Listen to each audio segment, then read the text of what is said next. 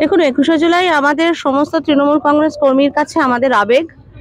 আর এই বছর 21শে জুলাইয়ের একটা বেশি তাৎপর্যপূর্ণ আমি মনে করি, কারণ আপনারা জানেন যে আমাদের এই সমাবেশকে বন্ধ করে দেওয়ার জন্য, শহীদদের স্মরণ করার জন্য যে তর্পণ আমরা দীর্ঘ 33 বছর ধরে করে আসছি, সেটাকে বন্ধ করার যে চক্রান্ত ছিল, সেই চক্রান্তকে মানুষ ভালো চোখে নেয়নি।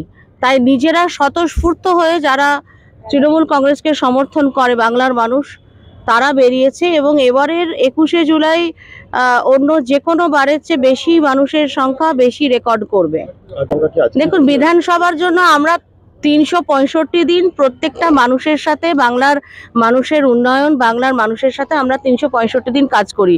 তাই আমাদের কাছে আলাদা করে কোনো দিন না। আজকের দিনটা আমাদের কাছে অত্যন্ত গুরুত্বপূর্ণ, কারণ আমাদের এই মমতা বন্দ্যোপাধ্যায়ের ত্যাগ তিতিক্ষা এবং মমতা বন্দ্যোপাধ্যায়ের আন্দোলনের ফলে যে বাংলা থেকে 34 বছরের জগদ্দল পাথরটাকে সরানো গিয়েছিল, সেই যারা শহীদরা তাদের রক্ত দিয়েছে, রক্তে রাঙা ধর্মতলায় যে যারা প্রাণ দিয়েছিল, তাদের স্মরণে আমরা আজকে যাব। কারণ অনেক যুবক, অনেক যুবতী, অনেক মানুষের ত্যাগ তিতিক্ষা রক্তের ফলে কিন্তু আমরা এই স্বাধীনতা বাংলার মানুষ পেয়েছি, সেটাকেই আমরা আজকে স্মরণ করতে যাচ্ছি।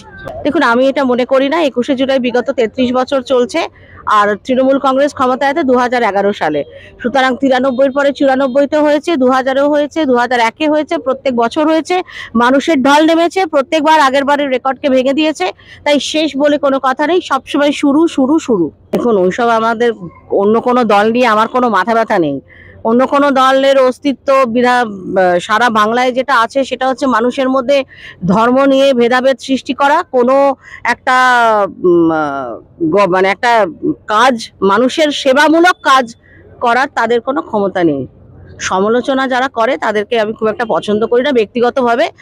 আর আমি ফোকাস টু মমতা ব্যানার্জি আর তার অ্যাডমিনিস্ট্রেশন আর উন্নয়ন।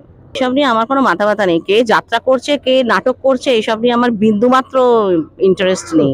আমরা জানি শহীদ তর্পণে যাচ্ছি ধর্মতলায় মমতা বন্দ্যোপাধ্যায়ের বক্তব্য এবং অভিষেক বন্দ্যোপাধ্যায়ের বক্তব্য শোনার জন্য। শুনে এসে আমরা আমাদের নিজেদের এলাকায় আমরা সেটাকে ছড়িয়ে দেব। দেখুন, যারা মনে করছে যে বাঙালিকে দমিয়ে রাখা যাবে, আপনারা যদি স্বাধীনতার ইতিহাস পড়ে থাকেন দেখবেন যে বাংলাই প্রথম স্বাধীনতার ব্যাপারে গর্জে উঠেছিল। সুতরাং আমাদের ভাষাটা আমাদের মাতৃভাষা। তাকে কে হেনস্থা করলো, কে হেনস্থা করলো না, তার প্রতিবাদে তো মুখ্যমন্ত্রী মমতা বন্দ্যোপাধ্যায় কিছুদিন আগেই আপনারা দেখেছিলেন যে প্রতিবাদ মিছিল করেছিল এবং বাংলার বহু মানুষ তাতে, লক্ষ লক্ষ মানুষ তাতে সামিল হয়েছে। তো বাঙালিকে এত সহজে দমিয়ে রাখা যাবে না। আজকে আমাদের এটাই বার্তা থাকবে যে উন্নয়নের পক্ষে কাজ করতে হবে, সবাইকে একসাথে কাজ করতে হবে।